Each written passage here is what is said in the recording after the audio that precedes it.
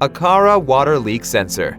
Aqara water leak sensor detects water leak and flooding and monitors the status of water leak. When the water leak or flooding occurs, it sends an instant alert notification via app. It also works with other smart accessories to automate your home. Open Aqara Home app. Tap Home and then tap Plus to enter Add Accessory page. Select Aqara water leak sensor. If the hub makes voice prompts, Ready to connect to child devices. long press the reset button for 5 seconds until the blue light blinks 3 times and then release. When hearing the hub voice prompt, Child device connected. the accessory is successfully added to the network. After the accessory is added, you can check the accessory status in the Aqara Home app or in the Apple Home app.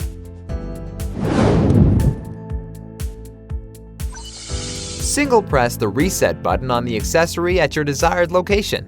If the hub makes voice prompts, Normal link confirmed. it indicates that the accessory can communicate effectively with the hub. Option 1. Place it directly on the surfaces that require monitoring. Option 2. Use a hexagonal screwdriver to loosen the sensor probe. After the wire is connected, it can be used in more scenarios. The position of the sensor antenna is above the water drop icon.